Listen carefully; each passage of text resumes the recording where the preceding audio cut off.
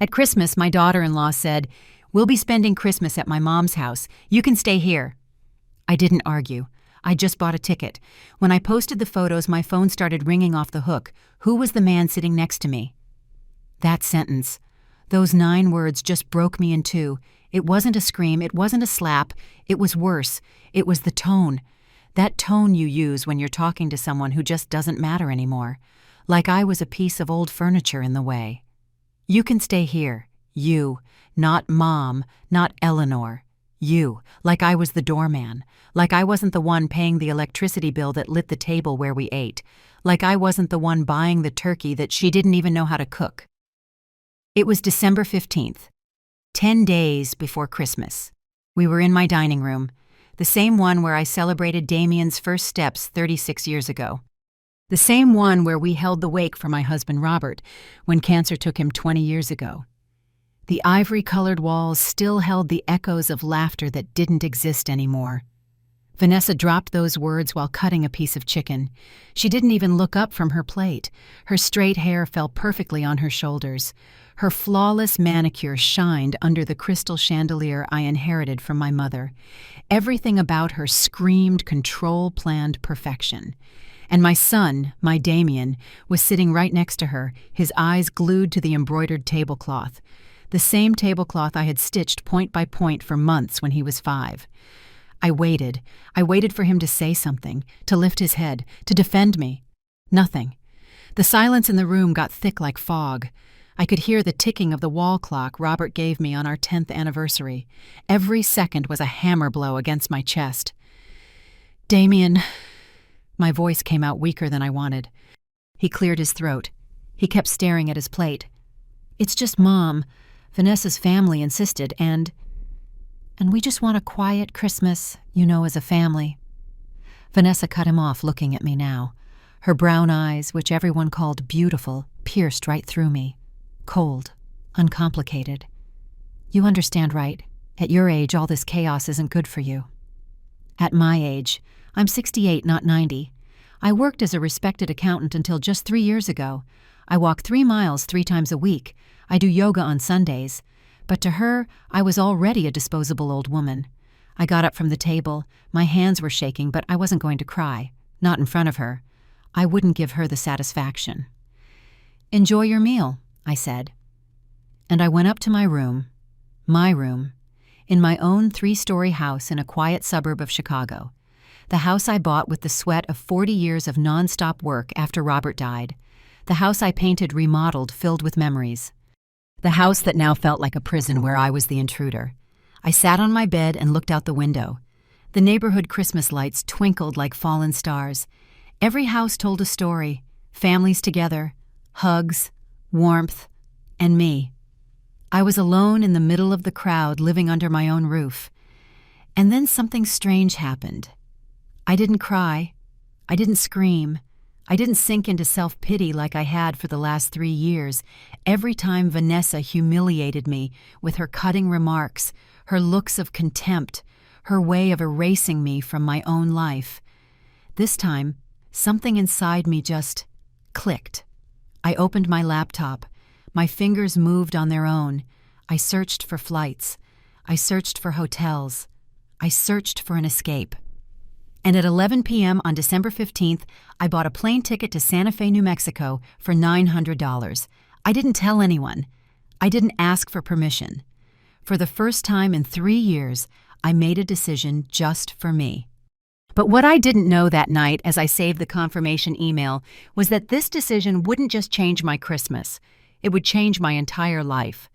And when that photo went viral 9 days later, when my phone started ringing nonstop, when Damien screamed on the other end of the line demanding an explanation, nothing would ever be the same. Because the man sitting next to me in that picture, that man with the calm smile and eyes full of life, he would bring more than just company.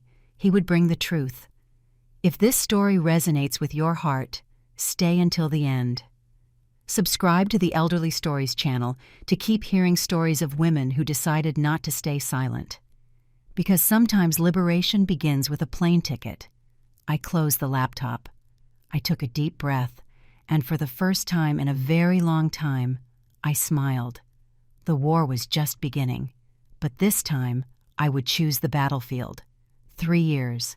3 years living under my roof. And I had become invisible in my own home. How did I get here? At what point did I let my life become... This I go back to February 2021. Damien arrived with 2 suitcases and a look of defeat that broke my heart. Mom, we lost the apartment. He didn't need to explain. The pandemic had hit hard. His graphic design business collapsed.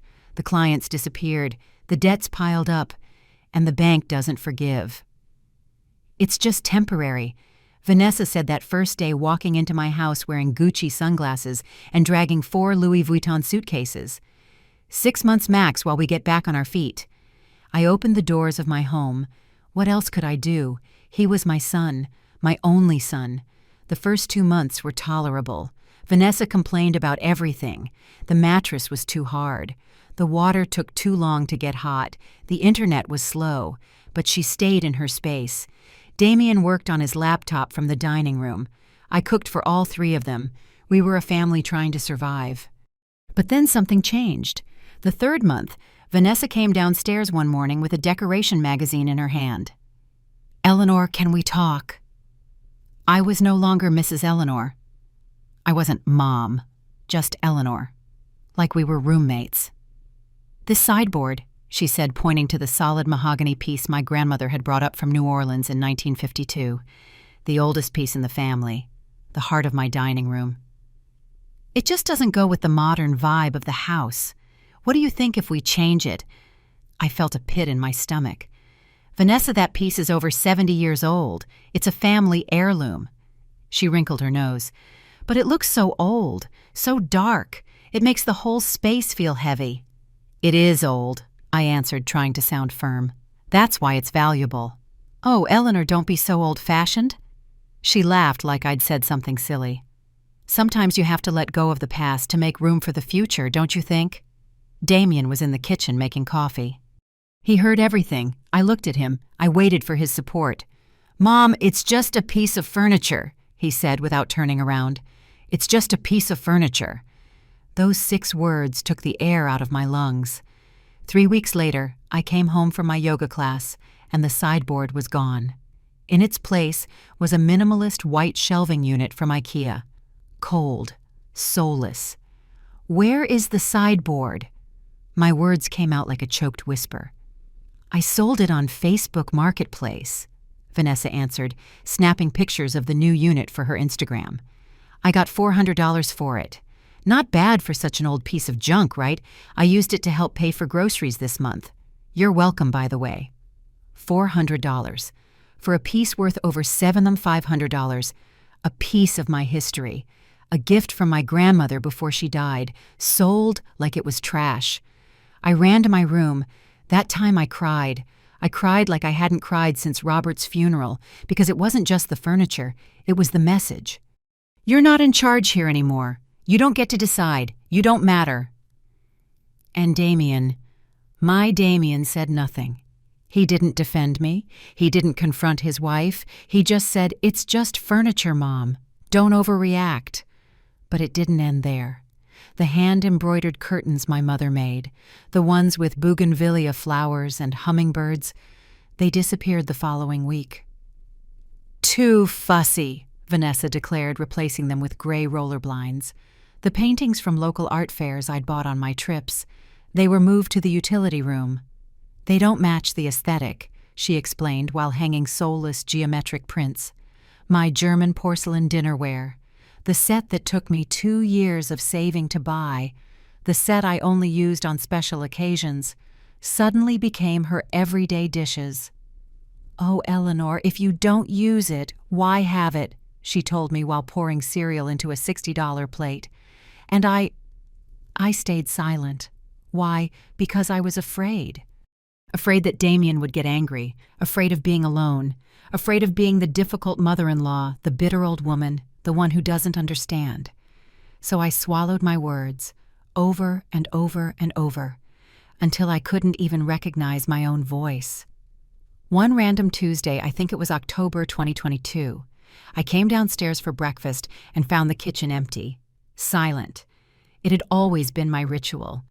I'd make fresh coffee toast, cut up some fruit. Damien would come down and we'd eat together while he told me about his projects. But that morning I heard laughter from the dining room. I peeked in.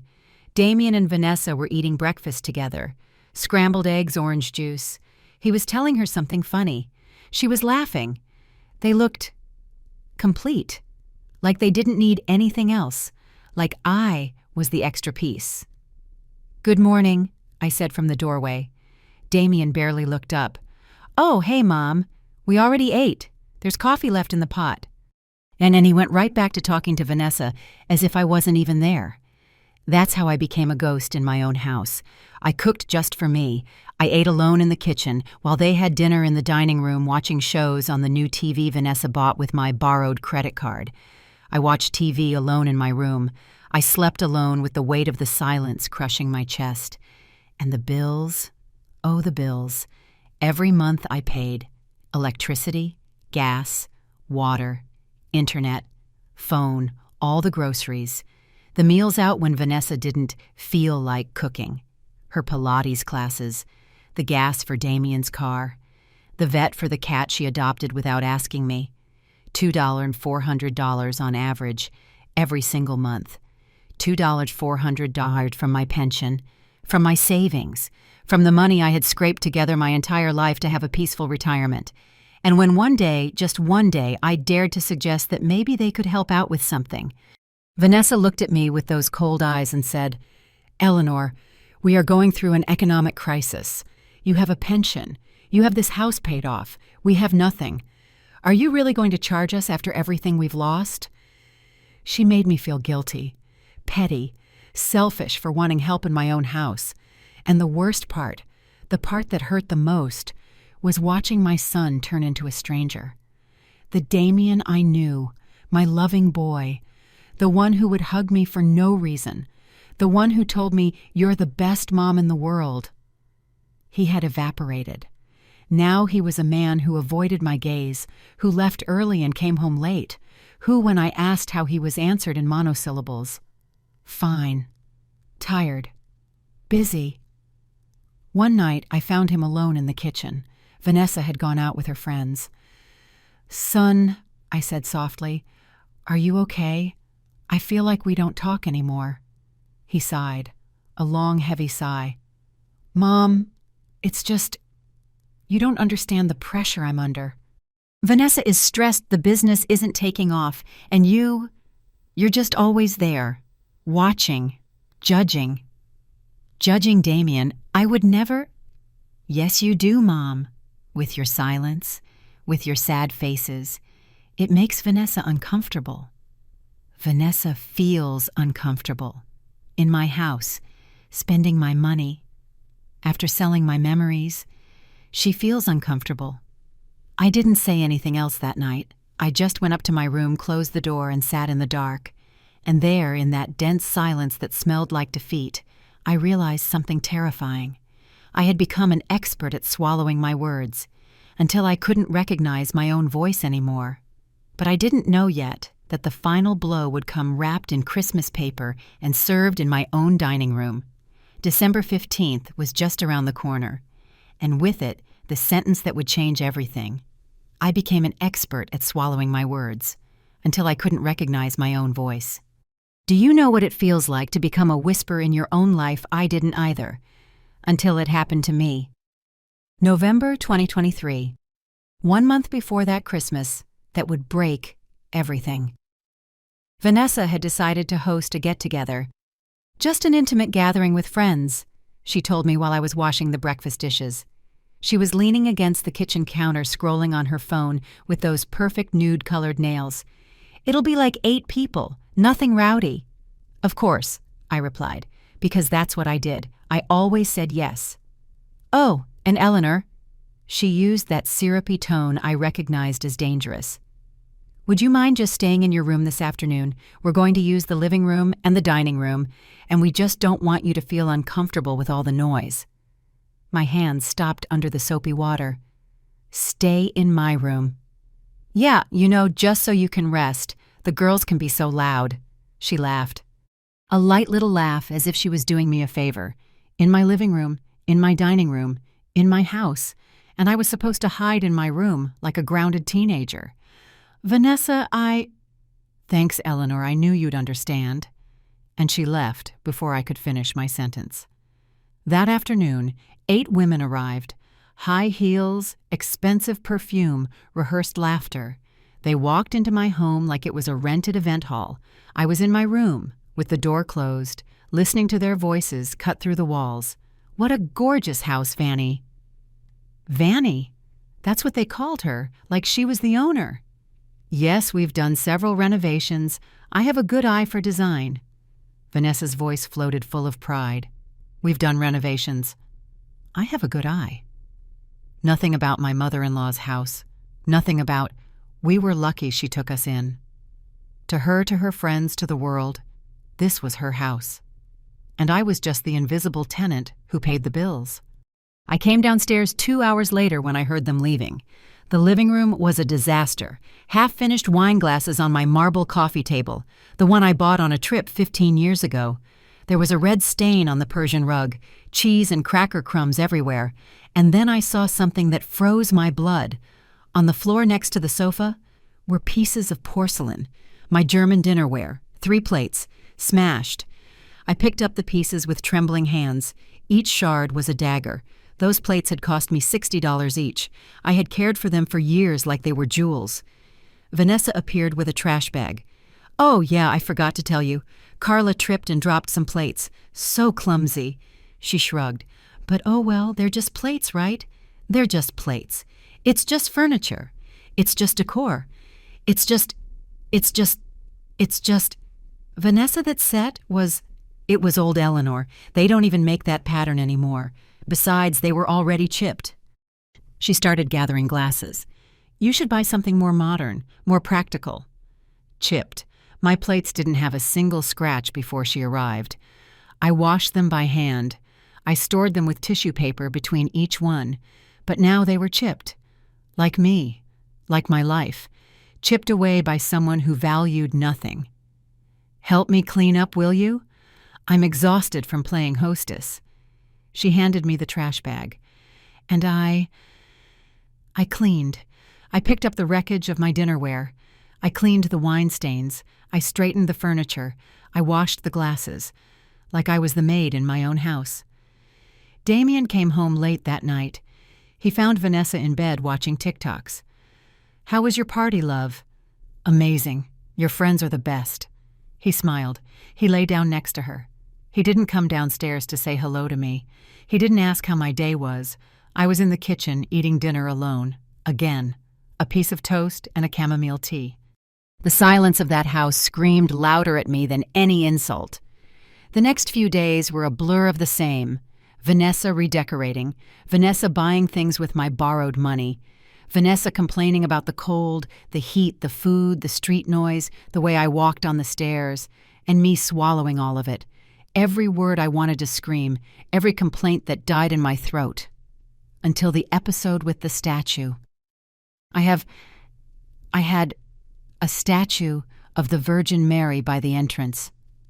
My mother brought it from the old cathedral when I was 10. It's not big. It's not fancy. But to me, it was everything.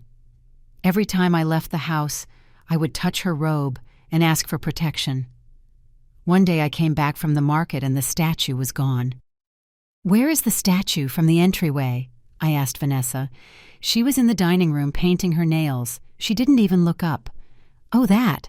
I put it in a box in the utility room. It was all dusty and kind of ugly. It cheapened the whole entryway. Ugly. My mother's statue was ugly. Something inside me cracked. A small, tiny fissure in a crystal. But it cracked. Vanessa, that statue is sacred to me. Oh, Eleanor, don't be dramatic. God is everywhere. You don't need an old figurine to believe. She blew on her nails. Besides, I already bought a decorative mirror for that space. It's going to look so much better. A mirror, in place of my statue. So Vanessa could see her own reflection every time she walked in. How appropriate. I went to the utility room. There she was, my statue, shoved in a cardboard box with old cables and shoes nobody wore. I took her out.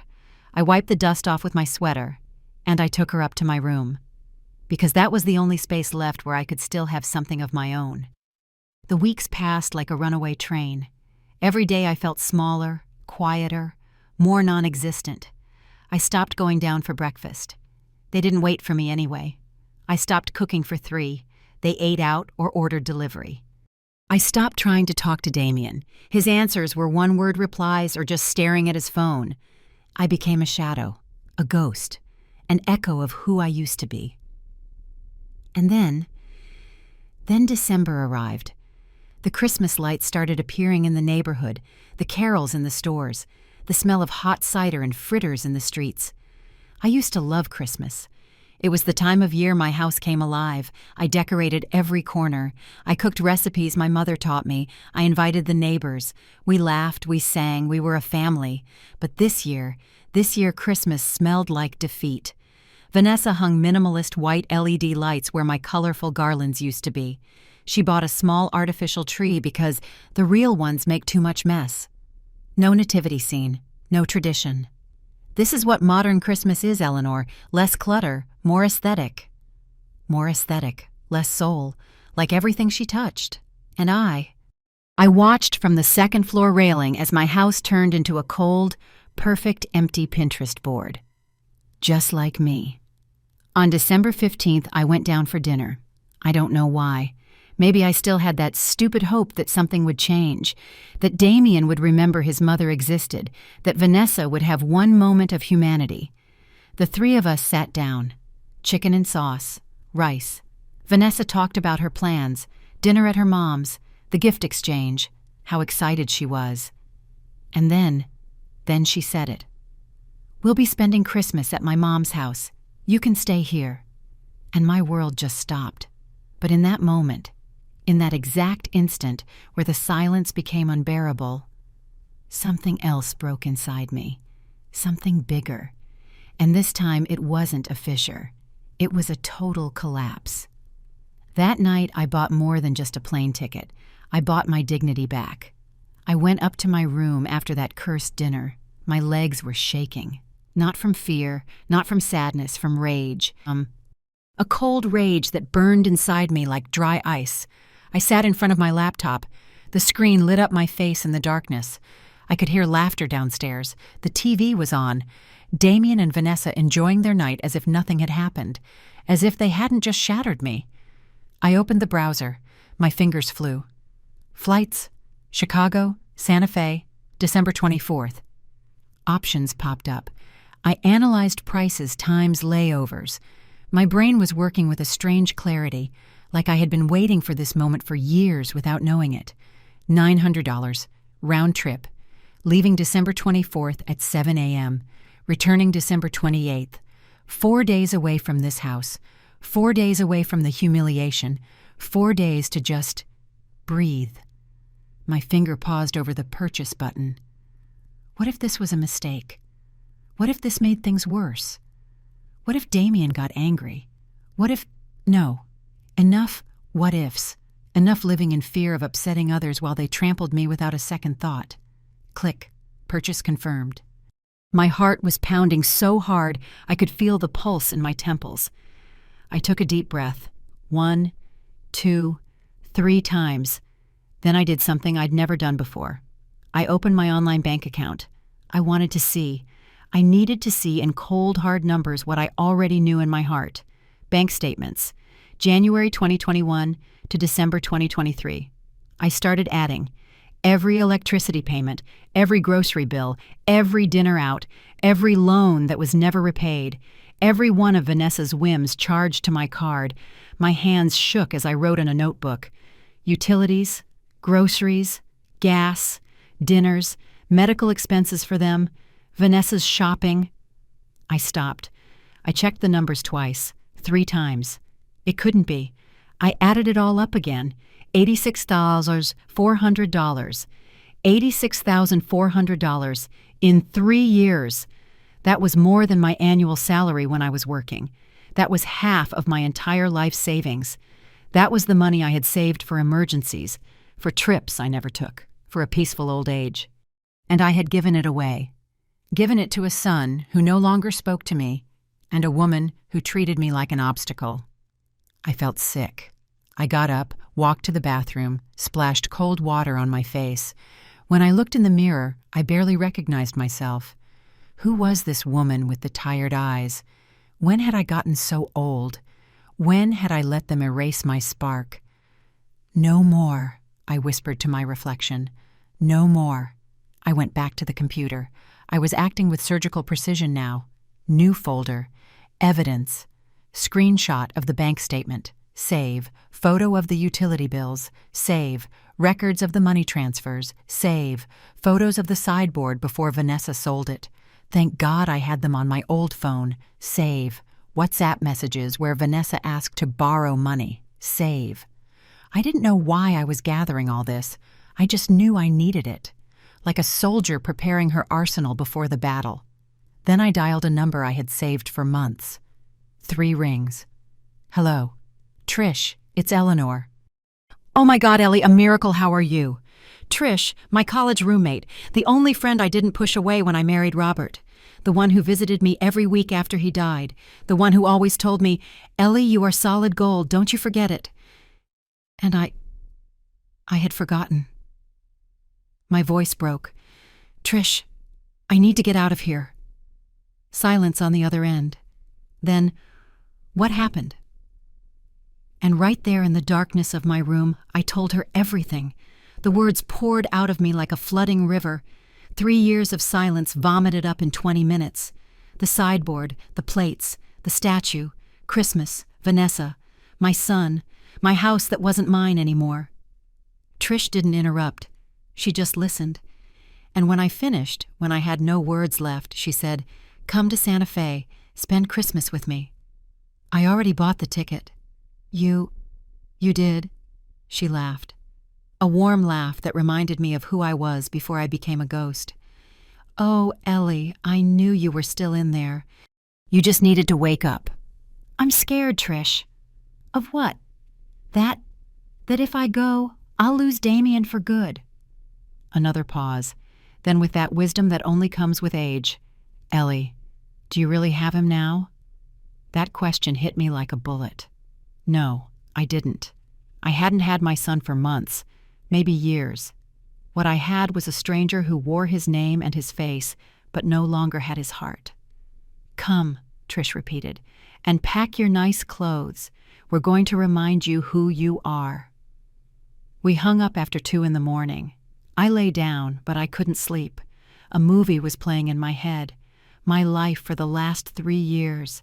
Every humiliation, every swallowed silence, every piece of myself I had given away hoping for. What love, gratitude, respect? None of it ever came. Just more humiliation, more silence, more absence. At 6 a.m. I got up. I went downstairs to the kitchen, made coffee. I took out a piece of paper and a pen. I wrote, I'll be away for Christmas. Have a good time. Short. Direct. No explanations, because I didn't owe them any more explanations. I left the note on the dining room table next to the coffee pot. Then I went upstairs and started to pack. I got the suitcase from the closet, the blue one Robert gave me for our 15th anniversary. So you can travel the world, my love, he had said. I'd never used it.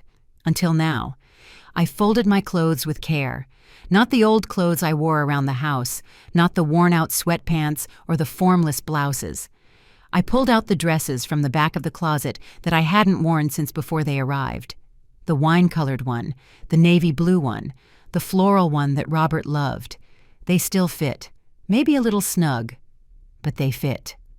I packed my good shoes, my Arpege perfume, which I only used for special occasions, the pearl necklace my mother gave me. I was packing myself, the Eleanor who existed before the silence. I closed the suitcase. It was 10 a.m. on December 16th, 8 days until Christmas. Damien and Vanessa were still asleep, as always.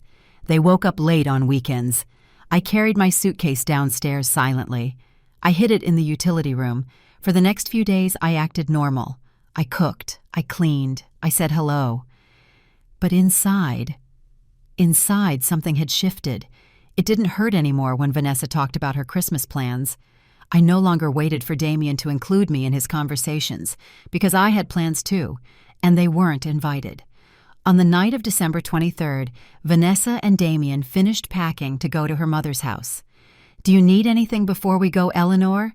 Vanessa asked with that fake sweetness. "No, I'll be fine. There's food in the fridge, not much, but there's some." She smiled. "We'll see you on the 26th. Damien didn't even say goodbye. He just loaded the suitcases into the car. I watched them go from my bedroom window, and when the car's taillights disappeared around the corner, I smiled. For the first time in 3 years, I truly smiled. I set my alarm for 5:30 a.m. Tomorrow, my new life would begin, although I didn't know yet that the man I was about to meet wouldn't just change my Christmas. He would change everything. At the airport, a 68-year-old woman got on the plane. The one who got off was no longer the same. 5:30 a.m., December 24th.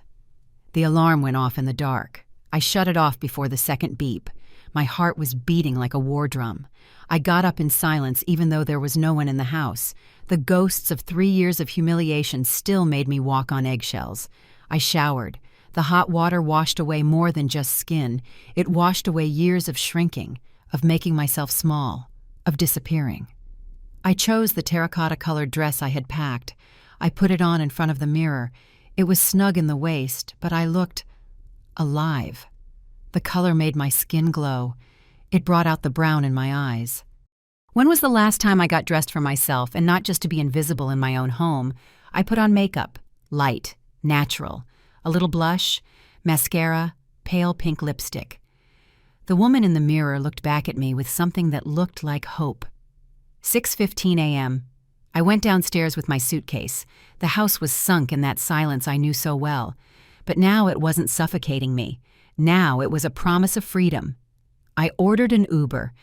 It arrived at 6:40. Before I left, I looked at my house one last time. The furniture Vanessa had chosen, the walls that no longer told my story, the spaces where I no longer existed. I closed the door without looking back. The airport was a swarm of families, kids running in Santa hats, couples hugging, suitcases full of gifts. I walked alone. But I didn't feel lonely. I felt free. The flight left on time. Seat 12B, window. I watched Chicago get smaller and smaller under the clouds, the city where I was born, where I got married, where I was widowed, where I raised my son, where I lost my voice. I closed my eyes and breathed. The plane landed in Albuquerque at 9:30 a.m. From there, a shuttle bus to Santa Fe. Another hour and a half. I arrived at noon. Santa Fe welcomed me with its impossible blue sky, cobblestone streets, colonial houses painted yellow, orange, and bright pink. The smell of cinnamon and coffee floated in the air. Guitar music drifted from a hidden cafe. It was like walking into another world. Trish was waiting for me at her front door, a small 2-story house with purple bougainvillea spilling from the terrace. When she saw me, she ran to me. "Ellie." We hugged. And right there in that hug, something inside me finally broke. I cried. I cried like I hadn't cried in 3 years. I cried for the sold sideboard, the broken plates, the hidden statue, the stolen Christmases, my lost voice. I cried it all out. Trish just held me. She didn't say, "Don't cry." She didn't say, "It will be okay." She just held me. And that was enough. Later, when I had no tears left, she took me inside. "Come on. I made up the room with the best view. And I have a plan for tonight." "A plan?" "It's Christmas Eve, Ellie. Did you think I'd let you sit here eating leftovers?" She took me to my room. Peach-colored walls, a bed with a hand-embroidered quilt, windows that opened onto a garden full of flowers. "Rest, take a shower, be ready at 7. "Ready for what?" "Where are we going?" She smiled with that mischievous glint I'd known since we were 20. "It's a surprise." I took another shower. Not because I needed to, because I wanted to. Hot water, lavender soap. Time for myself with no rush, no guilt. no fear of someone knocking on the door demanding something. I put on the navy blue dress, the one Robert always said made me look elegant. Trish appeared with a box. "Here, I bought you this." I opened it. Inside was a cream-colored silk shawl with gold threads. "Trish." "No buts. You're wearing it. Tonight, you are going to shine." 7:15 p.m. We left walking. The streets of Santa Fe were lit with lanterns. Families were strolling. Vendors offered hot cider and fritters. Carols played from the churches. It was a real Christmas. Not Vanessa's cold minimalist Christmas. It was Christmas with a soul. "Where are we going?" I asked.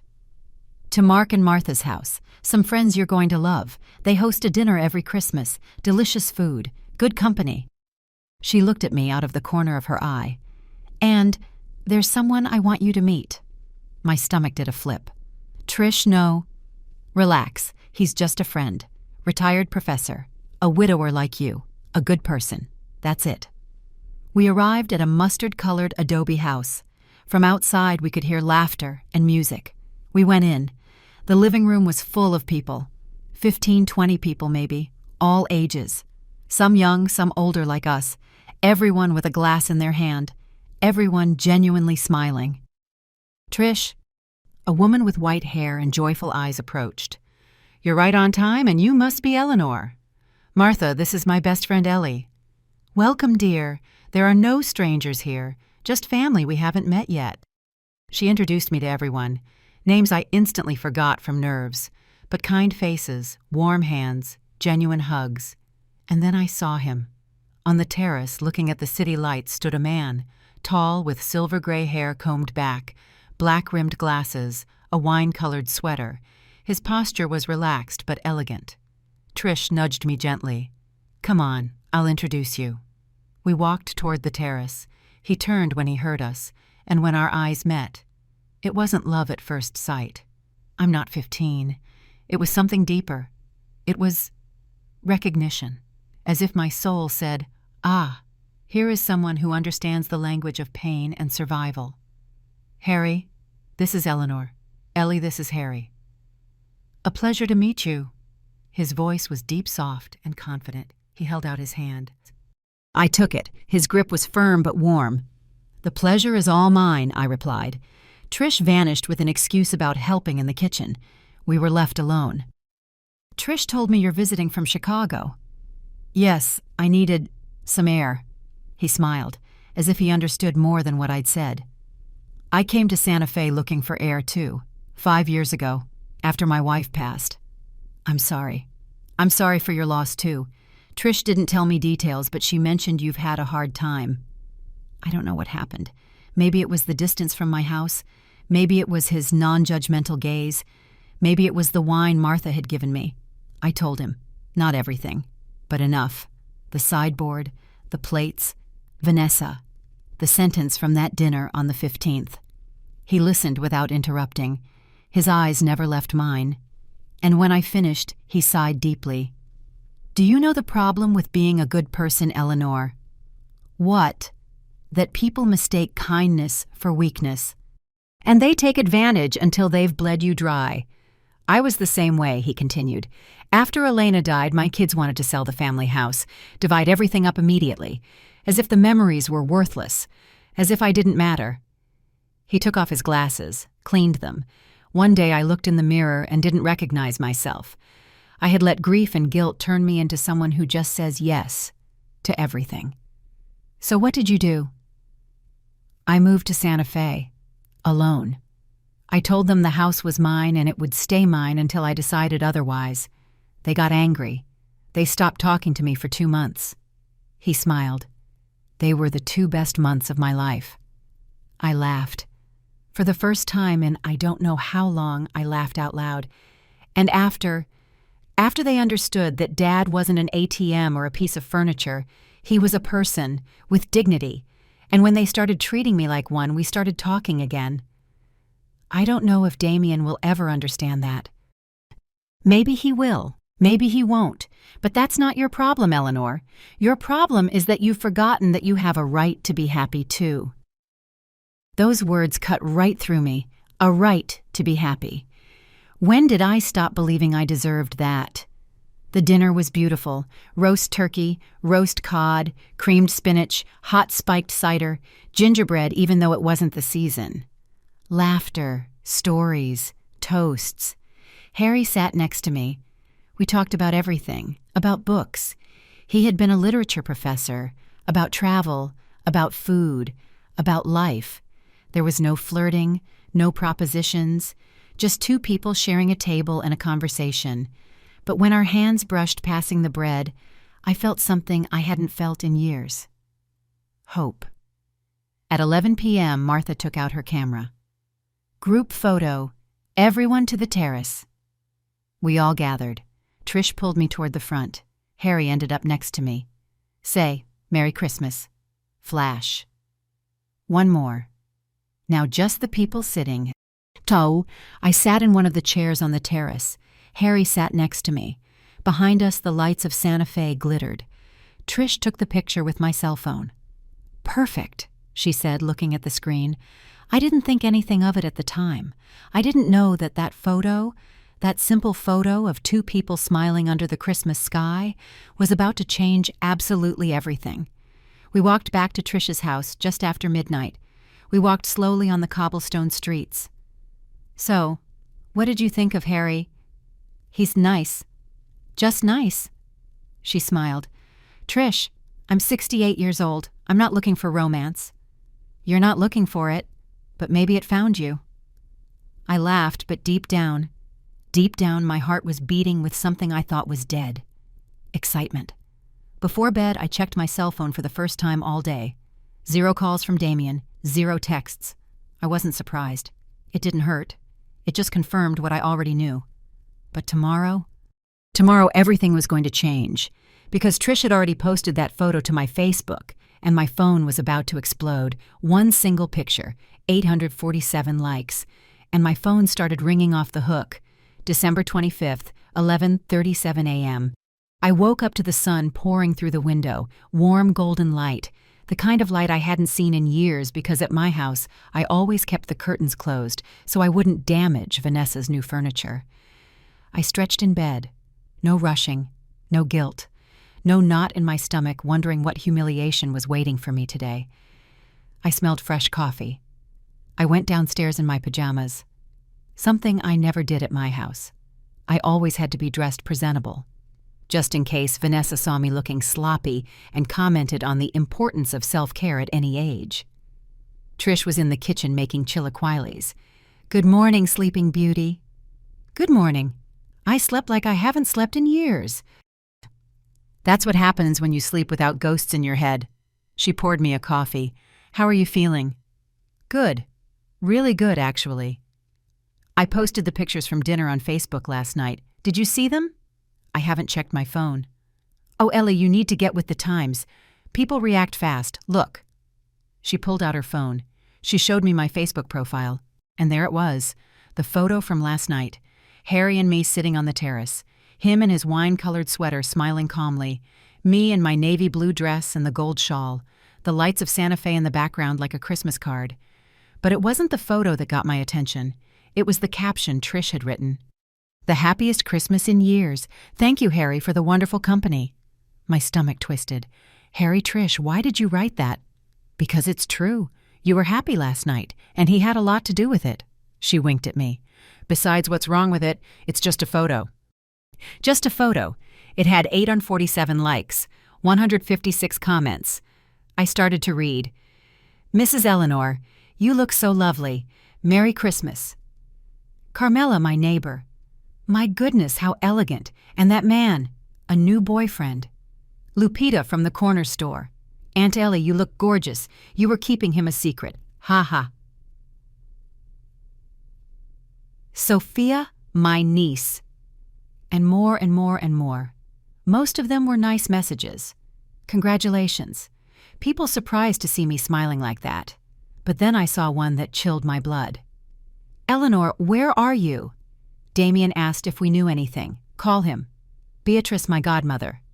I checked the time on the comment. 9:15 a.m., 2 hours ago. I grabbed my phone. I'd left it on silent since last night. When I unlocked the screen, I almost dropped it. 23 missed calls from Damien, 17 WhatsApp messages, 5 from Vanessa, 3 voicemails. My heart was pounding in my ears. I opened WhatsApp. Damien's messages started out calm. 7:42 a.m. Mom, where are you? You're not at home. 8:03 a.m. Mom, please answer. We're worried. 31 a.m. Mom, I saw your Facebook. Who is that man? And then they got desperate. 9:12 a.m. Mom, answer me. Vanessa saw the photo. She is furious. 9:28 a.m. Why are you doing this to us? Why didn't you tell us you were going out with someone? 9:45 a.m. The neighbors are asking. Vanessa's family saw the photo. I need you to call me. 10:18 a.m. Mom, this is extremely irresponsible. You need to explain yourself. Vanessa's messages were direct and venomous. 9:35 a.m. Eleanor, how embarrassing. What are people going to say? 9:51 a.m. Damien is very upset by your behavior. You should think about your family before making these scenes. 10:33 a.m. Everyone has seen the photo. Who is that man? How long have you been dating? At your age? At my age. There it was again. That phrase reminding me that to them, I no longer had the right to live. Trish was watching me worried. What is it? I showed her the messages. Oh, Ellie. She didn't seem surprised. She seemed satisfied. It was only a matter of time. A matter of time for what?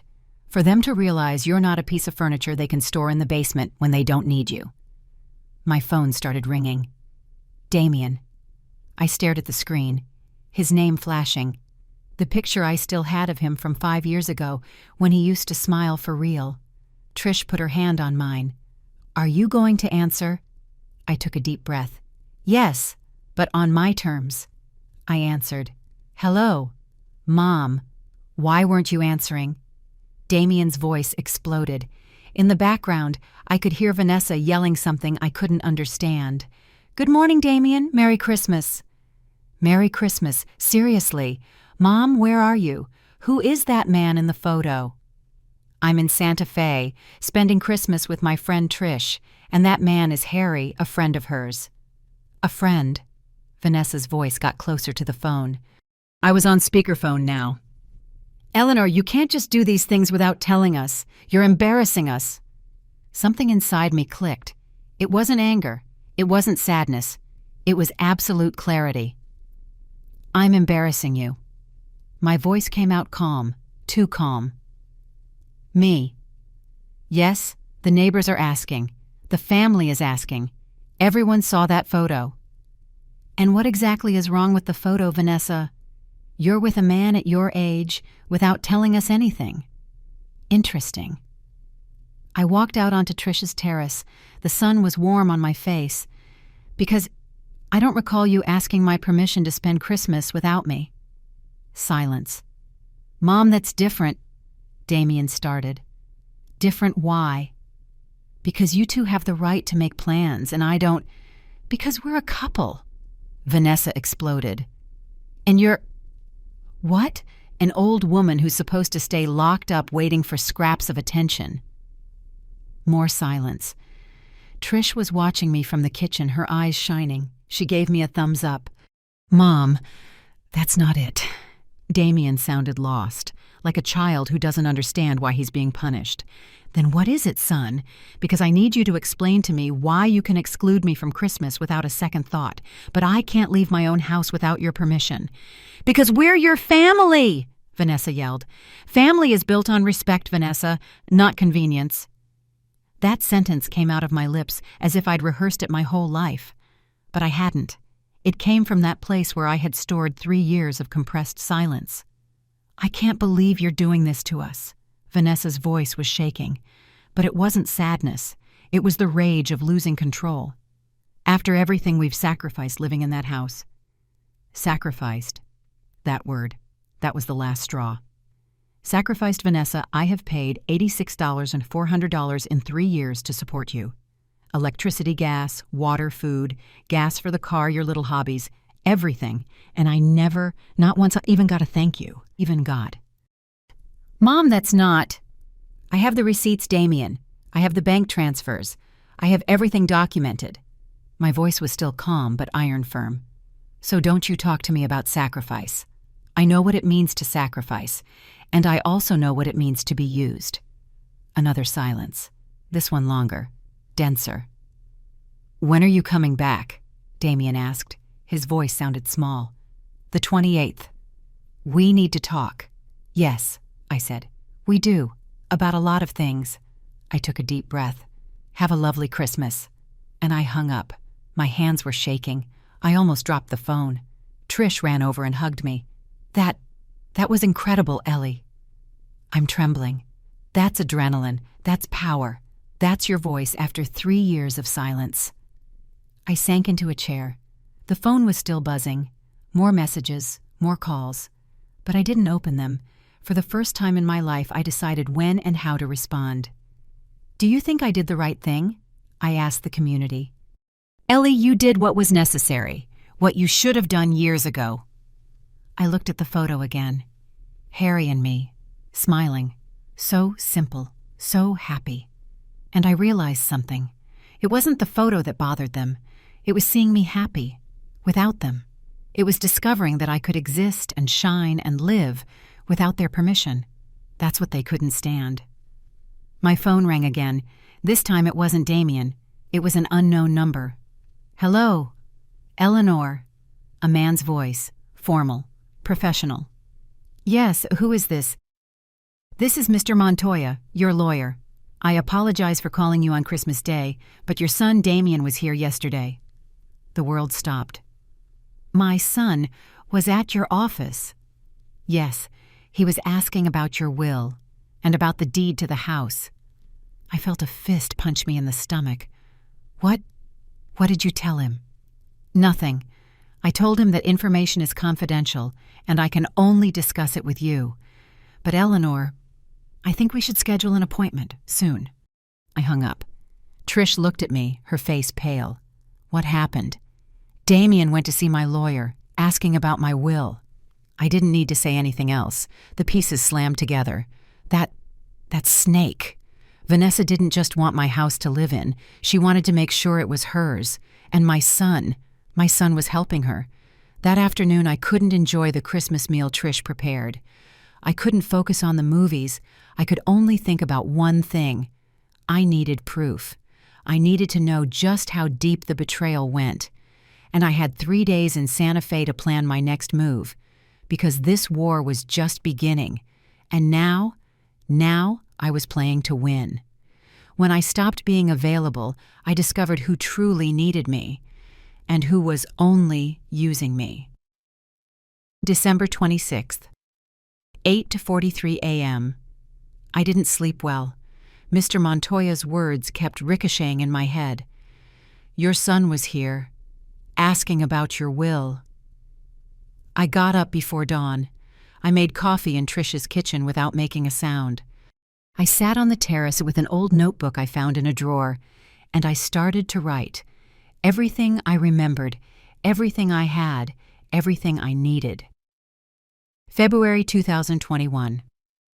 Damien and Vanessa move in. Temporarily. April 2021. Vanessa sells the antique sideboard without permission. $400. June 2021. My mother's embroidered curtains disappear. August 2021. First loan on my credit card. $750 for Vanessa's clothes. The list grew and grew. 3 years of petty theft, petty humiliations, the small deaths of my dignity. And at the bottom of the list, I wrote December 2023. Damien asks about my will behind my back. Trish appeared with 2 mugs of hot chocolate. What time did you get up? 5. She sat next to me. She looked at my list. Oh, Ellie. I need to understand what's happening. I need to know what they're planning. What are you going to do? I don't know yet, but I can't go back to that house without a plan. My phone vibrated. Damien again. This time, I answered on the third ring. "Hello. Mom." His voice sounded tired, broken. "We need to talk." "I'm listening." "Not on the phone. When you get back. Please." There was something in his tone, something different. It wasn't anger. It wasn't demanding. It was fear. "Did something happen, Damien?" A long silence, heavy breathing. She's really upset. She says we can't trust you anymore, that the photo was an act of rebellion to humiliate us." "Humiliate you? I just spent Christmas with a friend." "I know, I told her that. But she says you're changing, that you're becoming selfish. Selfish. For having my own life, for smiling in a picture, for existing without her permission. And what do you think, Damien?" Another silence. "I don't know what to think, Mom. I'm confused. Vanessa says one thing, you say another, and you, what? I just want us to be a family again." Those words cut right through me, because they came from the boy I raised, from the son I built with my own hands after Robert died, from the Damien that existed before Vanessa. But I also knew that Damien, maybe he didn't exist anymore. "Son, I need to ask you something, and I need you to be honest. Why did you go to see my lawyer?" The silence was so long I thought he had hung up. How did you know that?" "He called me. He's my lawyer, Damien. It's his job to notify me when someone asks about my documents." "Mom, it was Vanessa's idea. I don't care whose idea it was. I asked you why." She said we should be prepared, in case something happens to you, to know how things stand." "In case something happens to me. I'm 68, Damien, not 90. I'm perfectly healthy." "I know, but what are you waiting for me to die soon so you can keep my house?" "No, Mom, it's not that." "Then what is it?"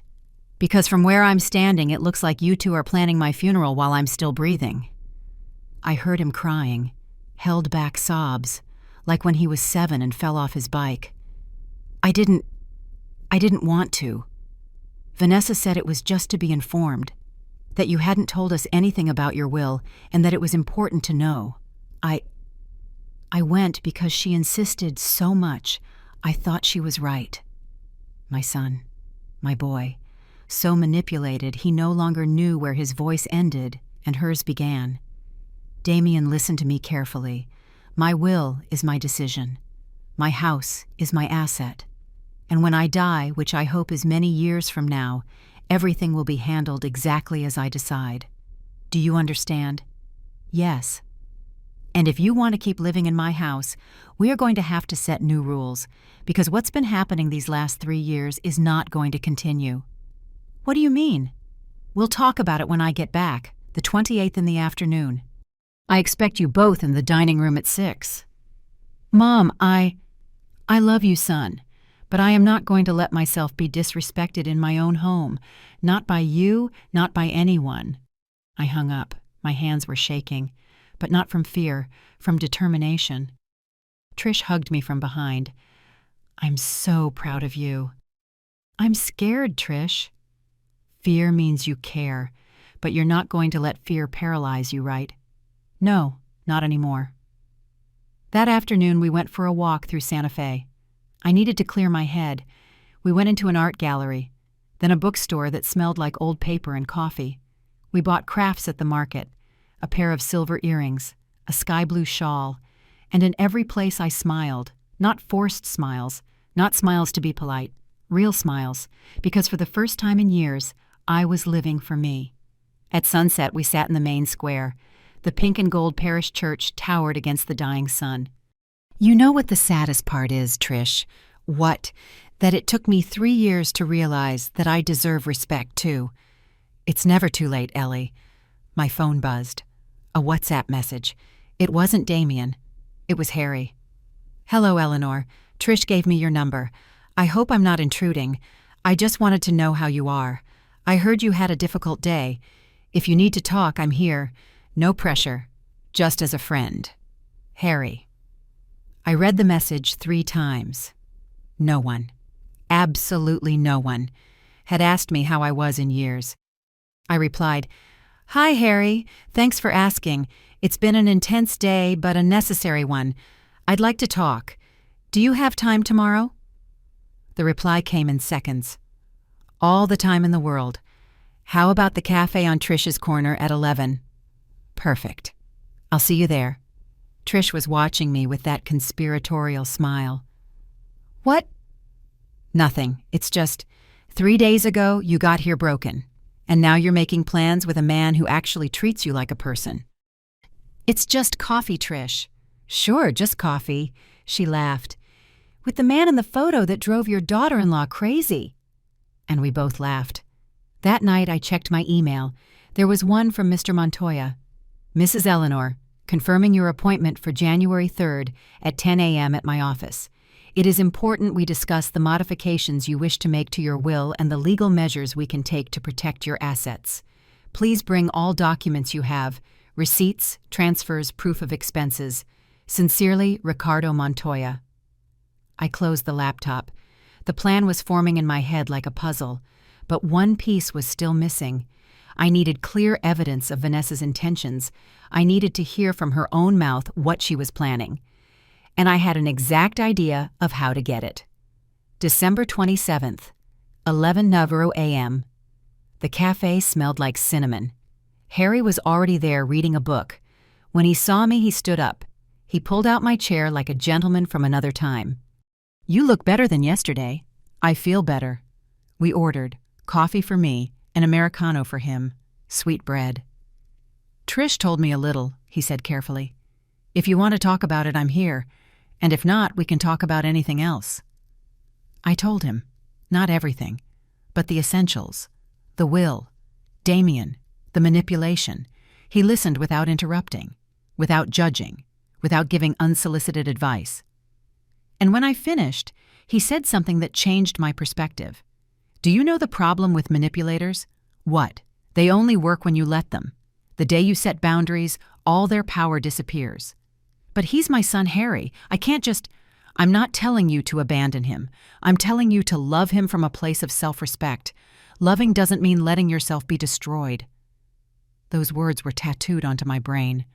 Love from a place of self-respect. "How did you do it with your kids?" I told them the truth. I told them I loved them, but that I wasn't going to live the rest of my life being their bank and their jester. That if they wanted a relationship with me, it would be on terms of mutual respect. And did it work? With 2 out of 3, yes. My middle son, it's still difficult, but I don't carry the guilt anymore. I did my part. The rest is his decision. We left the cafe 2 hours later. We walked without a destination. We talked about everything and nothing. Books, music, trips we'd taken, and trips we wanted to take. And when he dropped me off at Trish's house, he took my hand. "Eleanor, you're going to get through this. Stronger, more, you." "How do you know?" "Because you already started. The hardest part isn't reaching the finish line. It's starting to walk." That night I packed my things. Tomorrow I was returning to Chicago, to my house, to the confrontation, but this time I was returning with something I didn't have when I left. I was returning with my voice, and I was ready to use it, even if it meant losing everything I thought I had left, because I had learned something in these 4 days. It is better to be alone with dignity than accompanied in humiliation, and my son, my Damien, would have to choose.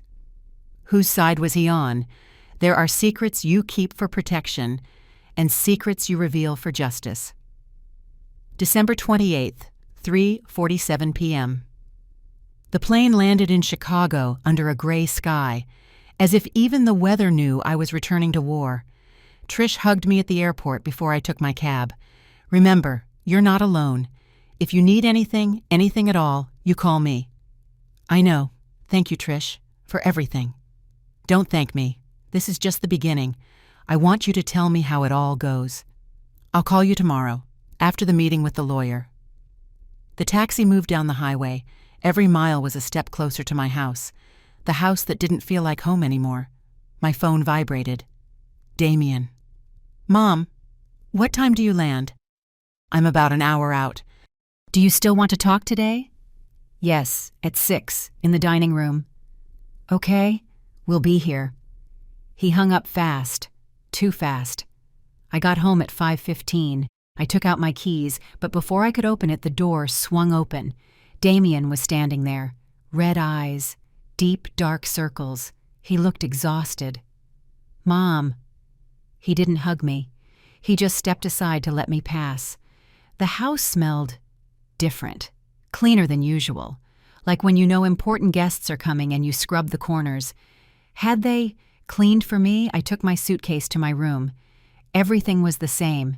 No one had been in here. This was my only uninvaded territory. I changed my clothes. Nothing fancy.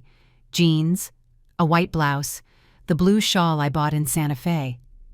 I looked in the mirror. You can do this, I told myself. You have the truth on your side. I went downstairs at 6 o'clock sharp. Damien and Vanessa were sitting in the dining room. He was nervous. She had her arms crossed, wearing that look of ice I knew so well. I sat at the head of the table, my spot, the spot I hadn't taken in months. Nobody spoke for 10 eternal seconds.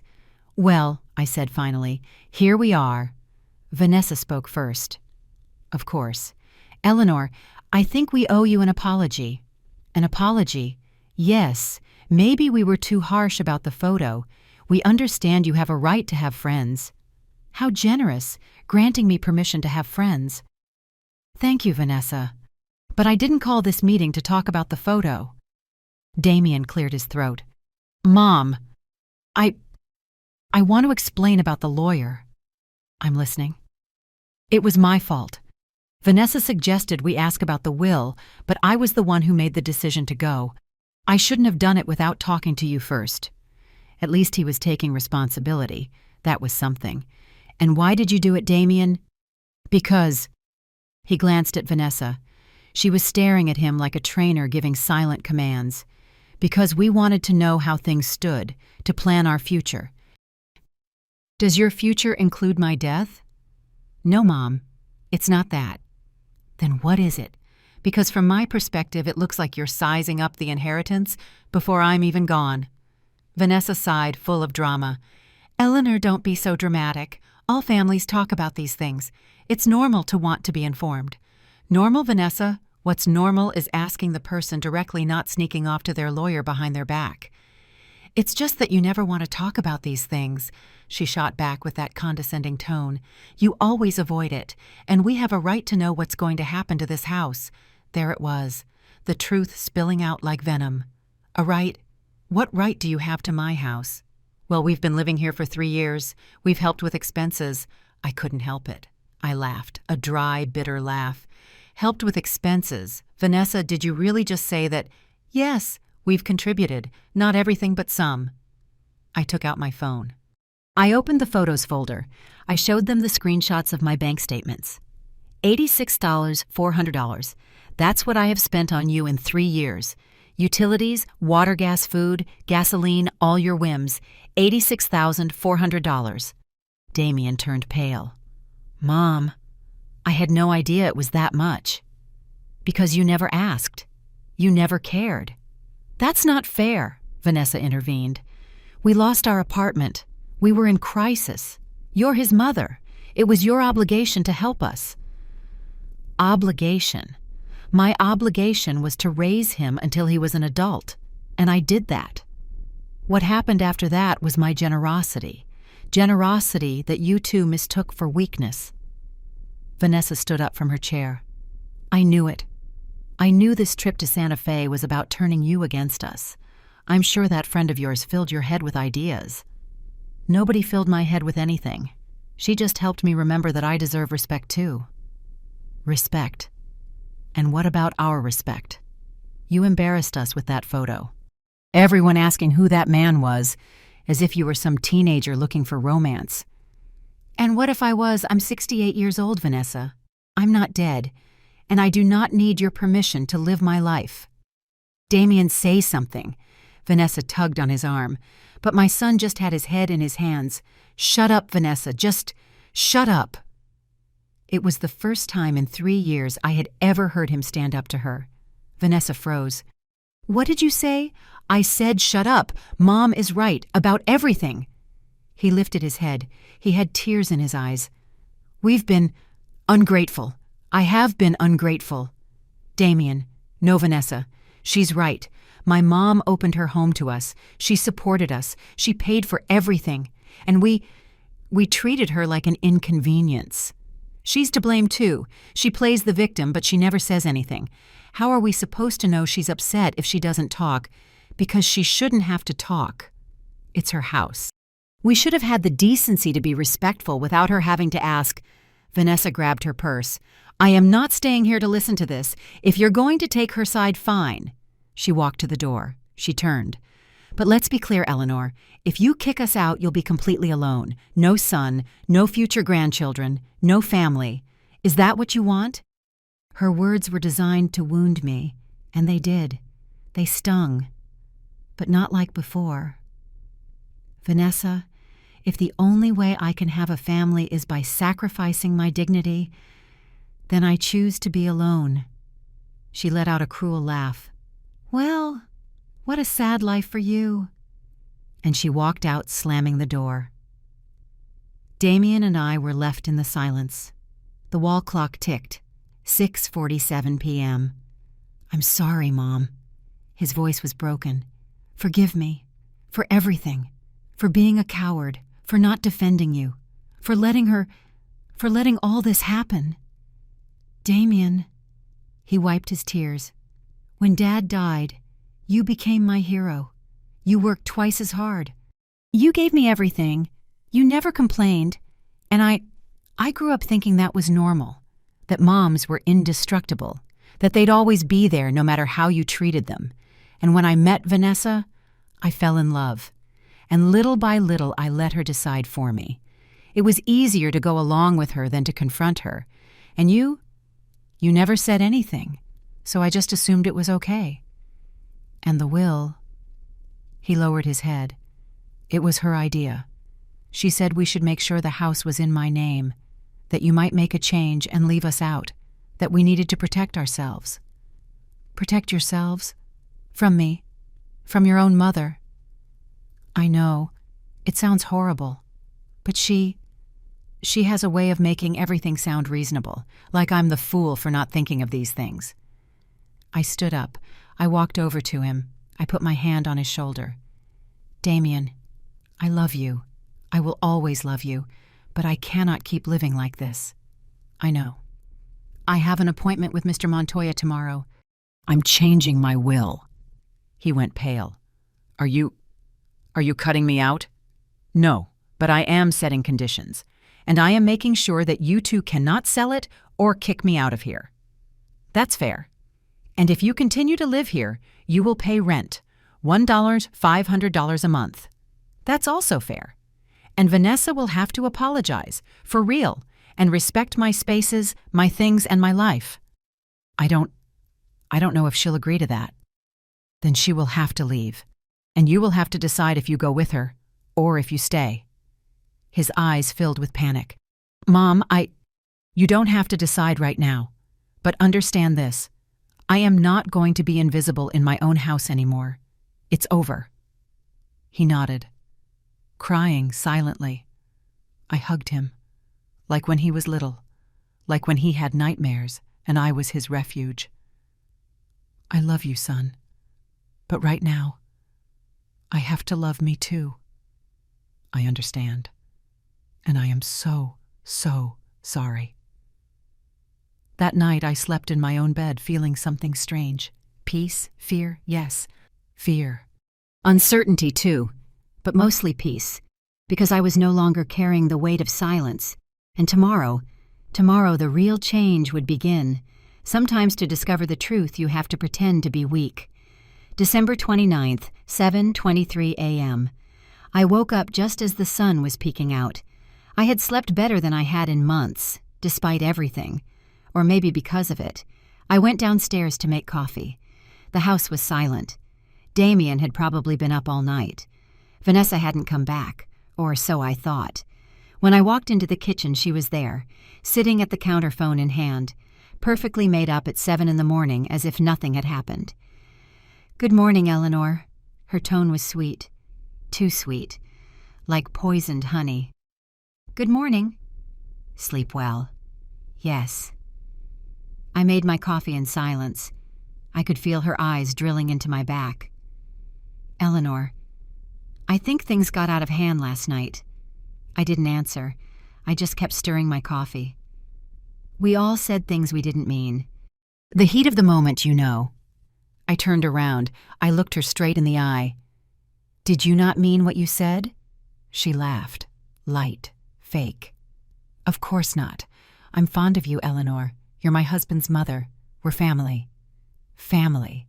That word she used like a shield whenever it suited her. "Vanessa, what is this? What are you referring to? This performance. What do you want?" Her smile trembled. Just for a second. But I saw it. "I just want us to have peace. For us to go back to being the family we were.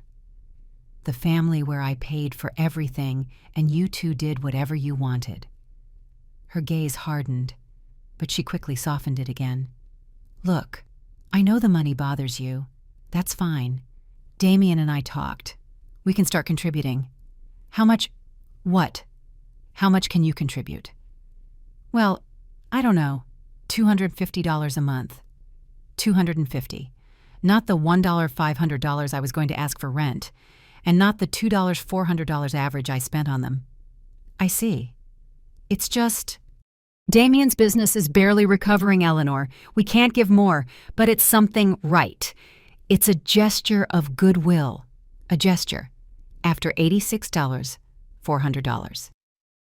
And in exchange for this gesture, in exchange," she feigned surprise. "Nothing. Just, well, since we'll be contributing, it would only be fair if we had some say in the house decisions. Don't you think?" There it was. The hook hidden under the bait. What kind of decisions? Oh, you know, normal things. If we're going to remodel something, if we're going to make changes, you know, to feel more a part of this. Vanessa, you already made changes. You sold my furniture. You changed my decor. You threw away things that were important to me. Oh, Eleanor, that was so long ago. You have to get over it, don't you? Get over it. As if my memories were trash I should just forget. In that moment, something clicked in my head. This conversation needed to be recorded. "Let me think about your proposal," I said. "I need time." "Of course. Take all the time you need." She stood up. "Oh, and Eleanor, about the will." My heart sped up, but I kept my face neutral. "What about it?" "I understand you want to make changes. That's your right. I just hope you remember that Damien is your only son, and that this house has been his home for 3 years. It would be sad if because of a misunderstanding he lost what is rightfully his." "Rightfully his? Yes. You're not going to live forever, Eleanor, and when you're gone, this house should belong to Damien. It's only fair. It's what any mother would do." There it was. No filter, no disguise, waiting for me to die so she could take everything. "You're right," I said. My voice tired. I pretended to be weak. "It's just, I'm so confused. I don't know what to do." Her eyes lit up, like a shark smelling blood. "Oh, Eleanor, it's normal to be confused at your age. That's why it's important to trust your family. We only want what's best for you." "You do?" "Of course. Look, why don't you cancel that appointment with the lawyer? We can talk. The 3 of us, as a family, without lawyers involved. It's healthier that way." "I don't know." "Think about it. Lawyers just complicate things, and they charge a fortune to do it." She came closer. She put her hand on mine. "Trust us, Eleanor. Trust your son." I looked her in the eyes. Those eyes I once thought were pretty. Now all I saw was calculation, manipulation, coldness. "Okay, I'll think about it." She smiled, victorious. "I knew you'd see reason. You're an intelligent woman." She walked out of the kitchen humming a song. I waited 5 minutes, 10, until I was sure she had gone upstairs. Then I took my cell phone out of my robe pocket.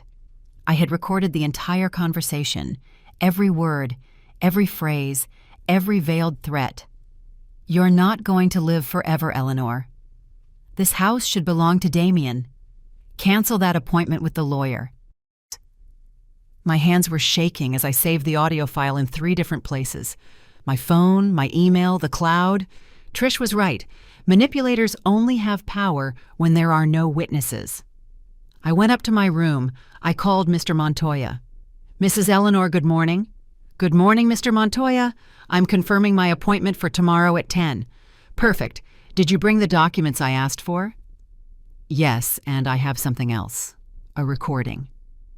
A recording of my daughter-in-law, admitting she wants me to cancel the appointment with you and talking about my house as if it's already hers. Silence on the other end. "Mrs. Eleanor, that is very valuable evidence. Bring it tomorrow, and I think we should consider stronger protective measures." "Like what?" "An irrevocable trust, a life estate, clauses that prevent the sale of the property, and depending on what you show me tomorrow, perhaps a restraining order if we feel you're at risk." "At risk, Mrs. Eleanor, when this much money is involved and someone is waiting for you to die, we have to take precautions." His words chilled my blood.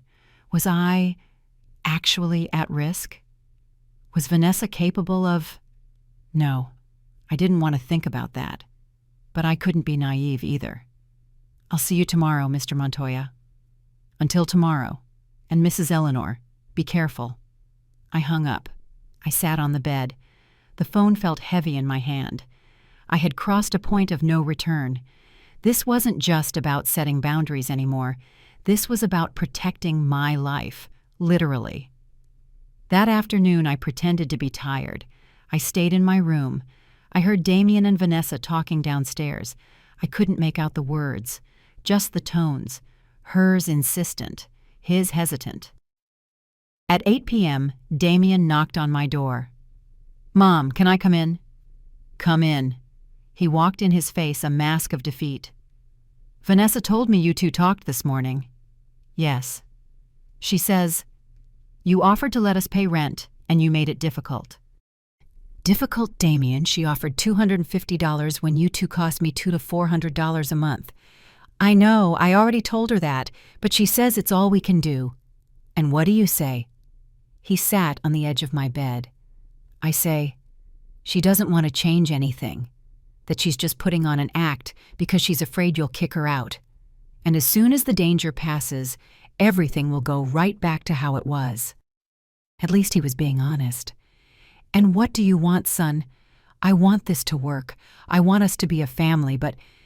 He covered his face with his hands. "But I don't know if it's possible, not as long as Vanessa is the way she is." "Then you're going to have to make a decision." "I know." He looked at me, his eyes red. "Mom, if you had to choose between your dignity and not being alone, what would you choose?" That question hit me in the chest, because it was the exact question I had asked myself for 3 years, and now I had the answer. I would choose my dignity. Because loneliness is temporary, but losing your soul is forever. He nodded slowly. "That's what I thought you'd say." He stood up, walked to the door. He paused. "Mom, whatever happens tomorrow with the lawyer, I'm going to respect your decision. Even if it means losing the house, even if it means losing everything, because I already lost something more important. I lost you, and I want to get you back." He closed the door gently, and I sat there on my bed crying. But not from sadness, from relief. My son was still in there, under the layers of manipulation and fear. He was still there. And tomorrow, we were going to get back what Vanessa had stolen from us. Our family, our dignity, our peace, even if it meant she had to leave forever. The silence had made me weak, but the truth gave me back my power. January 3rd, 9:47 a.m. I dressed with care. Black pants, a white blouse, the gray blazer I used to wear when I was an accountant, low, firm heels. I pulled my hair back, no frills, no distractions. I put on just enough makeup to look awake, alive, in control. The woman in the mirror was not the same one who had fled on December 24th. This woman knew who she was, and she knew what she was worth. I went downstairs at 9:15. Damien was in the living room. Ready? Ready. Mom, do you really want me to go? Yes, you're my son. This involves you. And Vanessa, she's coming too. He went pale. Are you sure? Completely. Vanessa appeared on the stairs, a tight beige dress, high heels, perfect makeup, like she was going to a business meeting, which I supposed for her it was. Good morning, Eleanor. Ready for our little family chat? Her tone was light, almost mocking. She had no idea what was coming. Ready? We left in my car. I drove. Damien sat in the passenger seat. Vanessa sat in the back. The silence was as thick as concrete. Mr. Montoya's office was in a downtown high-rise. Old building but elegant. 3rd floor. We walked into the waiting room. Hardwood floors. Bookshelves filled with legal codes. The smell of coffee and old paper. The secretary smiled at us. Mrs. Eleanor, the lawyer is waiting for you. Please go in.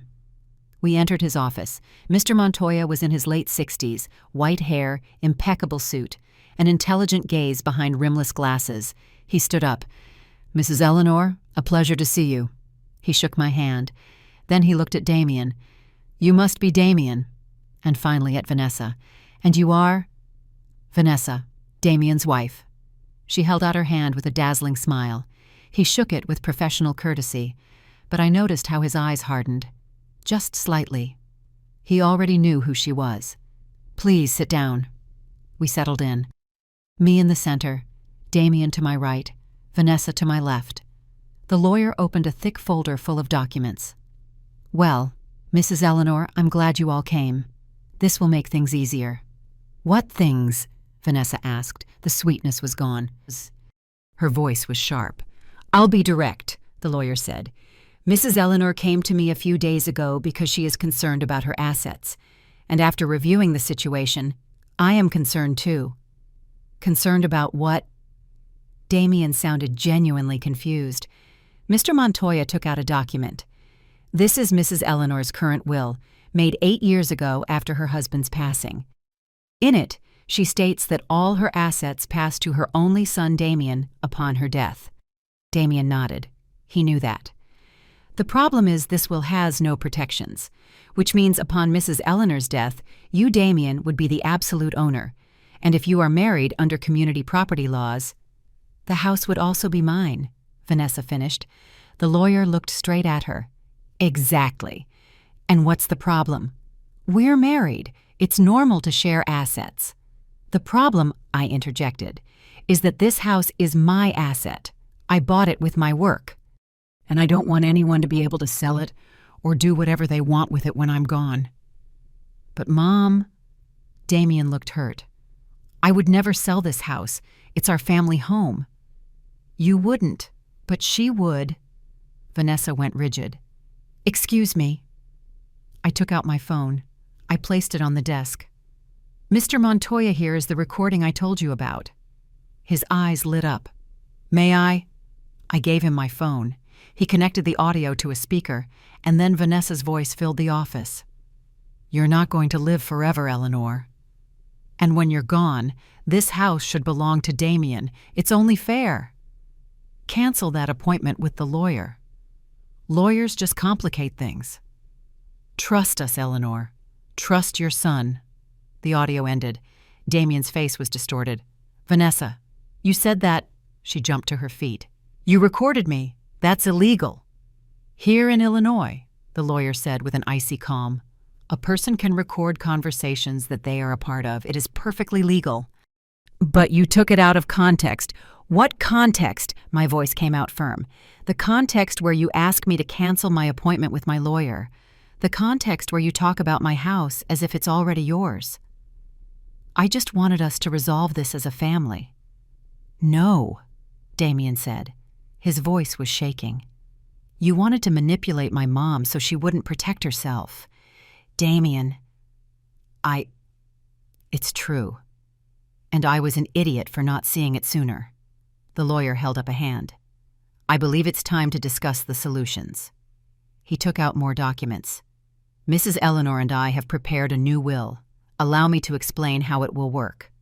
He placed the papers on the desk. "First, the house will be placed into an irrevocable trust. Mrs. Eleanor retains a life estate. She can live there, rent it, modify it, but she cannot sell it or give it away.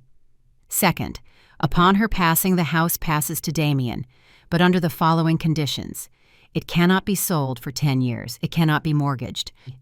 And if Damien decides to rent it, 40% of the profits will go to a foundation for elderly women in vulnerable situations. Third, if Damien attempts to violate these clauses, the house automatically passes to that foundation." Vanessa was livid. "That is absurd. He's her son.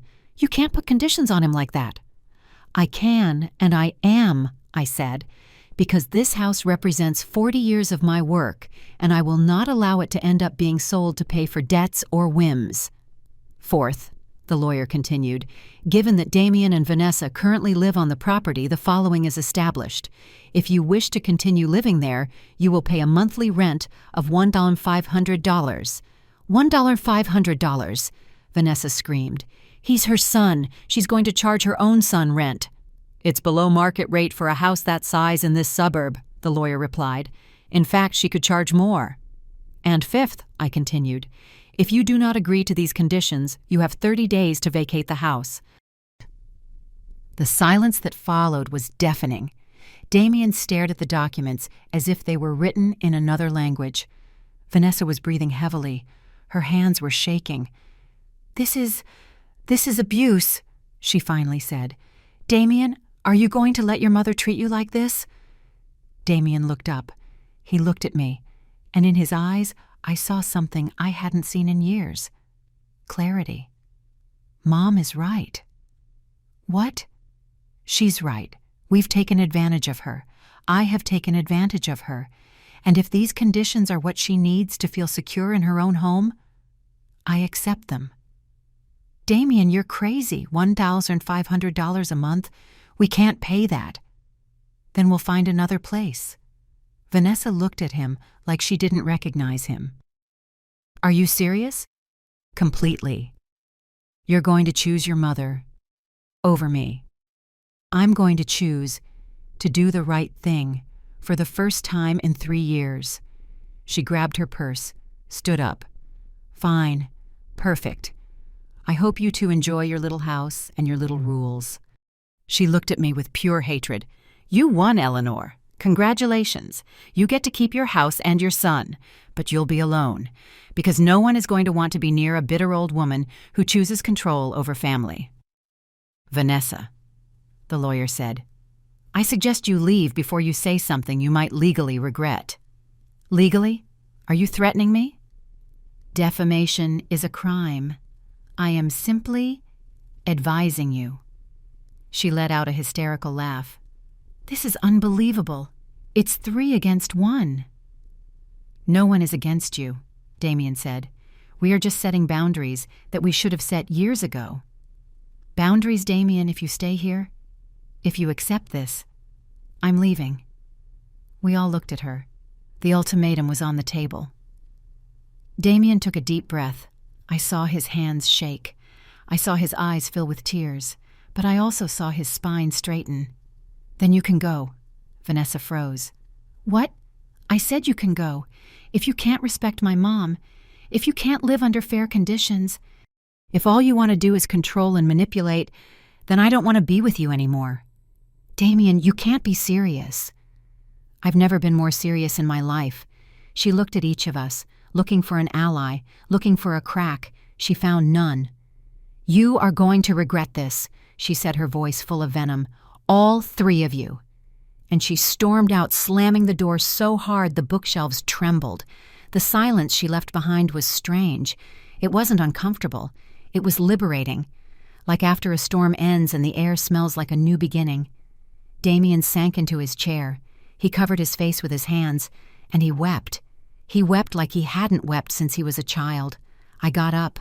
I knelt beside him. I hugged him. "I'm so sorry, Mom. I'm so, so sorry. It's okay, son. It's over." I loved her. Or, I thought I did, but I just realized I don't even know who I am without her telling me what to think. Now, you get to find out. The lawyer gave us a few minutes. Then, with professional delicacy, "Mrs. Eleanor, do you wish to sign the documents?" "Yes." "Damien." My son lifted his head. He wiped his tears. "Me too." We signed, one by one, the documents that protected my assets, my dignity, my future, and my son's too. We left the office just after noon. The sun was shining brightly. The sky was clear. "What do we do now?" Damien asked. "Now, we go home, we make some lunch, and we start over. Just like that, and just that complicated." He laughed, a sad but real laugh. "Mom, thank you." "For what?" "For not giving up on me, for fighting, for reminding me who I'm supposed to be." I hugged him right there on the street. "I will always fight for you, son, but I'm done fighting against myself to do it." We got home at 2 p.m. Vanessa's clothes were gone. She had emptied her side of the closet, her things from the bathroom, her shoes. She had left a note on the bed. "Damien, when you come to your senses and realize the mistake you've made, it will be too late. I hope you, your mom, and her house make you happy, because I'm done trying. V." My son read the note. He folded it. He put it in his pocket. "Are you okay?" I asked. "No, but I will be." That night we ate dinner together, just the two of us. I made tortilla soup, the kind he loved when he was little. Sweet bread, hot coffee. We ate in the dining room. We talked about everything and nothing, about Robert, about how much we missed him, about how he would have handled this, about our mistakes, about what we learned, about the future, and for the first time in 3 years, my house felt like home again. But the story wasn't over, because Vanessa was right about one thing. There would be consequences, and some of them would change everything in ways I never imagined. I learned that it is never too late to choose yourself. February 15th, 2 months later. I woke up to the smell of coffee drifting up from the kitchen. I smiled before I even opened my eyes. Damien had started getting up early, making breakfast, seeking me out to talk before his workday started. Small gestures, but they meant everything. I came downstairs in my robe. He was at the stove making scrambled eggs. "Good morning, Mom." "Good morning, son." He poured me a coffee without me asking, with a splash of milk, just how I like it. "I have 3 meetings with potential clients today," he said, putting the plates on the table. "If this goes well, I could have the business back on its feet by June." "I'm so happy to hear that. And, Mom, I have something to tell you." His tone was serious. My heart sped up. "What's wrong?" "I found an apartment, a small one in a different neighborhood. I'm going to move out." I felt a pit in my stomach. "You're leaving?" "It's not that I want to leave, but I need to learn to stand on my own feet, to not depend on you, and to be the man Dad would have wanted me to be." He took my hand. "I'm going to pay my own rent. I'm going to cook my own food. I'm going to wash my own clothes. All the things I stopped doing because it was easier to let you do them." My eyes filled with tears. "I'm so proud of you. I'll come visit twice a week, and I want us to have dinner together every Sunday, if you want to, of course." "Of course I want to. And Mom, I've been going to therapy." "Really?" "Yeah, for 3 weeks now, with a psychologist who's helping me understand how I got so lost, how I let someone control me like that." "I'm so glad, son.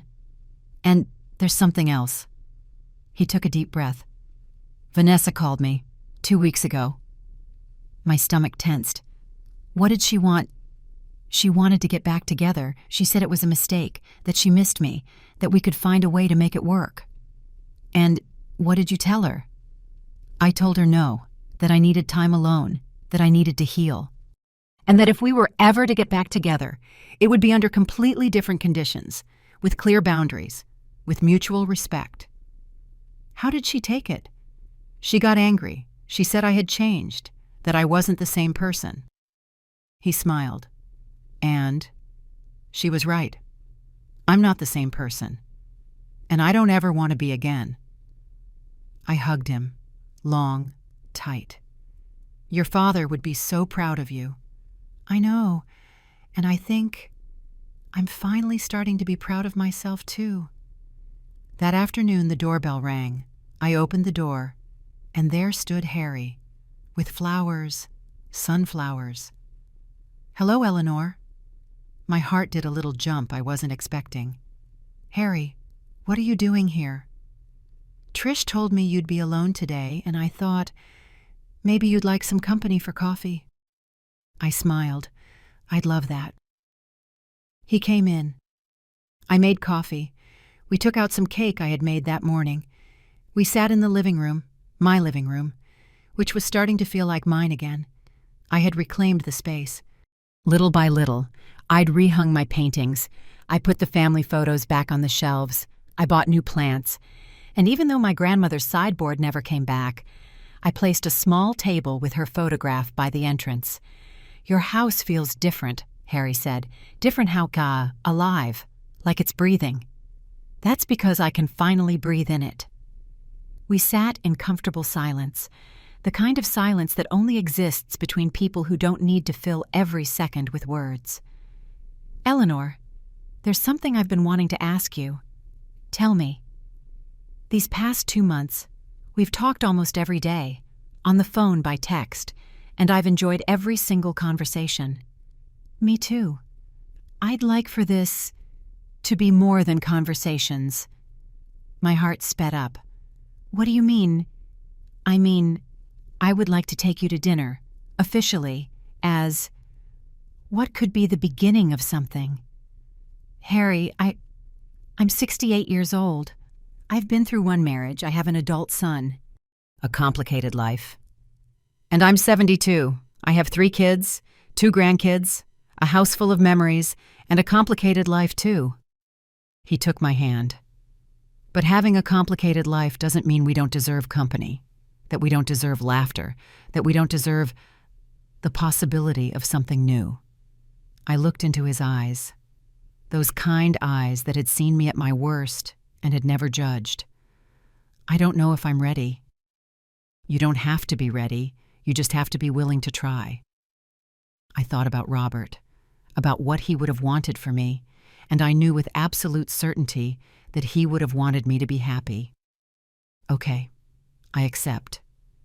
His smile lit up the whole room. Saturday. March came with rain.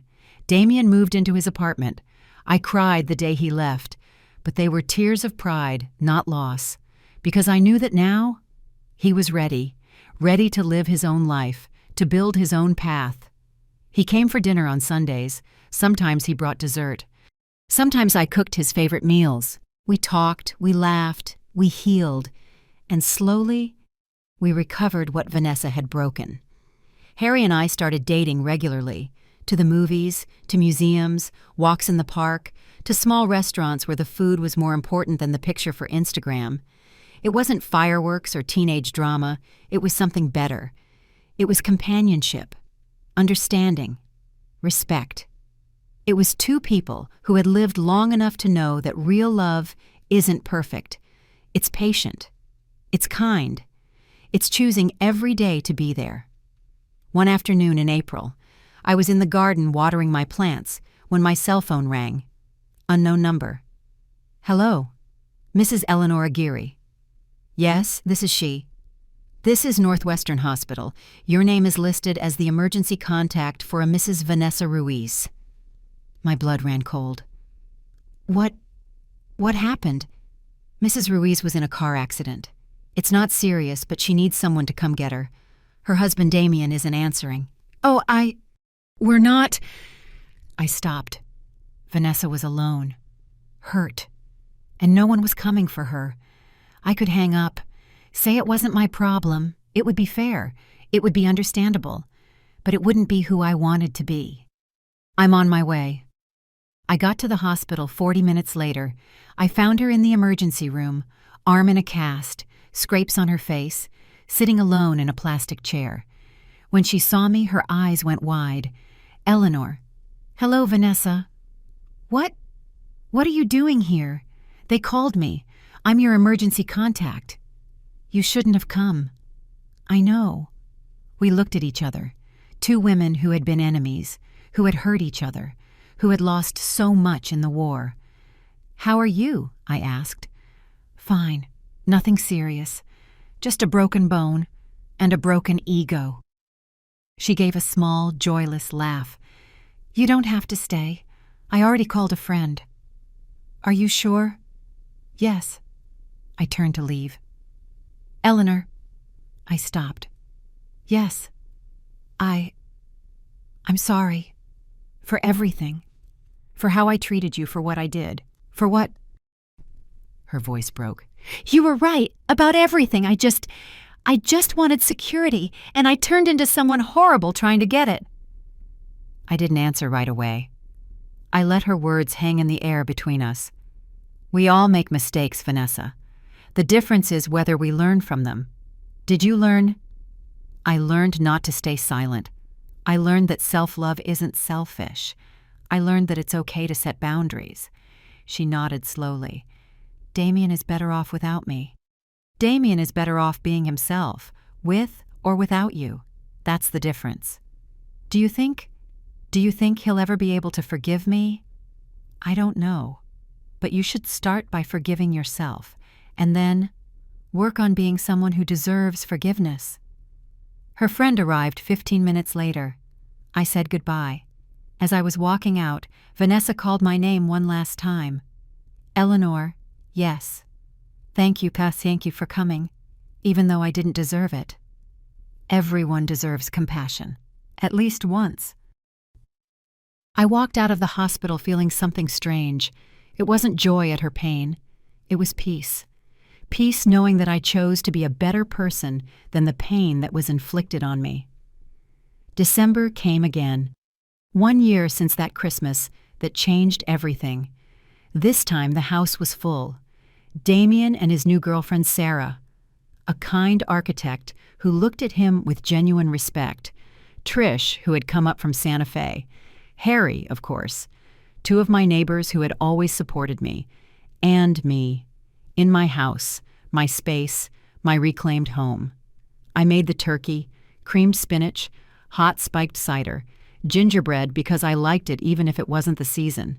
We laughed, we sang carols, we exchanged small, meaningful gifts, and when we raised our glasses for a toast, I looked around the table. These were the people I chose to have in my life, and the ones who chose me. "A toast?" Harry proposed. "Yes," everyone answered. I stood up, glass in hand. "I want to toast to second chances, to learning to say no, to finding your voice after years of silence, to sons who learn to grow up, to friends who hold your hand, and to loves that arrive when you least expect them." Everyone raised their glasses.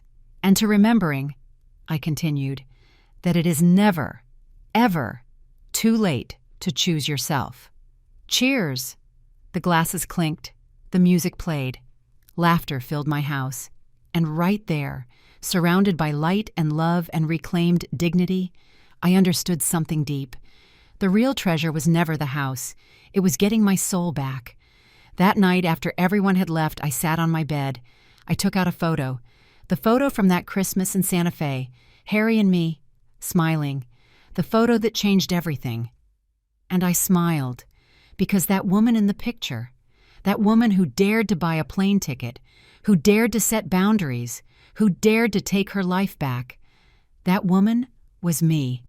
And I was never going to forget her again. Final reflection. If you are listening to this story and you feel invisible in your own home, let me tell you something I learned along the way. You matter. Your dignity is not negotiable. Your voice deserves to be heard, and it is never— Listen to me. Never too late to take your life back. I was 68 years old when I decided I'd had enough. How old are you? It doesn't matter. What matters is this. Today can be your day one, the day you buy the ticket, the day you set the boundary, the day you say, no more. Because true wealth isn't what you own. It's what you refuse to let anyone take from you, your peace, your dignity, your right to be happy. Don't give it away, ever again. If this story touched your heart, I want to know where you're listening from. Write your city or country in the comments. I would love to know that these stories are reaching every corner of the world where women and men need to remember their value. Give this a like if this story made you feel something. Share it with someone who needs to hear it, and subscribe to keep hearing stories of people who refused to stay silent, because we all deserve a second chance, and we all deserve to be happy. Until the next story, take good care, and remember, your voice matters.